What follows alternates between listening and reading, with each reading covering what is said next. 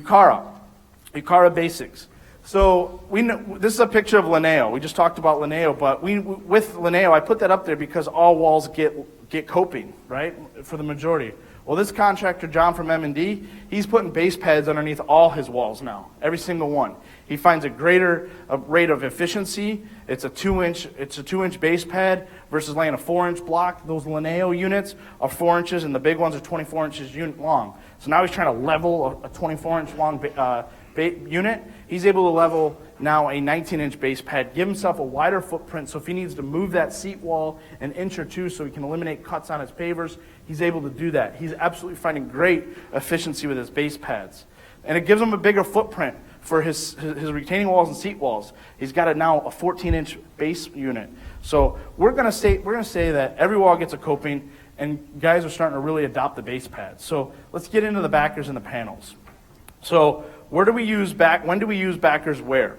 So the best way, and Jason, you were the one in a sales meeting that said, hey guys, it's not that complicated. Jason said it, if you're building the Brussels wall, you're building with the standard backer.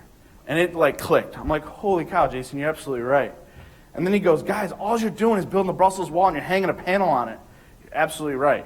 And then if you're building a Pisa 2 wall or a structural retaining wall, SRW, you're going to be using the large backer and you're just hanging a panel on it.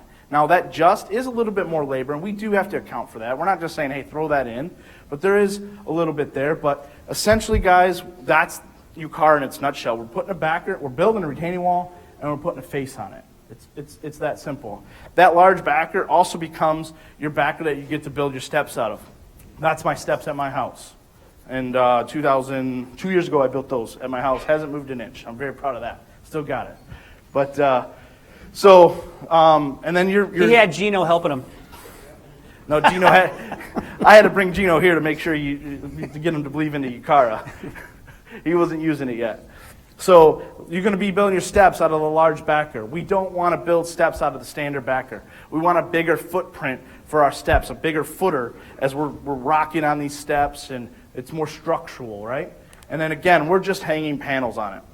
And then when we're building pillars, up until today, you would build a pillar out of this large backer, and then you put an orange clip in the side. Well, that's how we're going to be building them up until today, and I'm very excited to show you some new stuff and how we're going to be building pillars going forward with Ucara. That's just going to really speed this whole process up. So again, in review, before I turn it over to Jason, is if you're building a seat wall, a garden wall, anything out of Brussels, you're using the standard backer. If you're building more structural retaining walls, truly 10, 12, 15-foot high retaining walls like you see, large backer. Simple as that, we're putting a panel on it.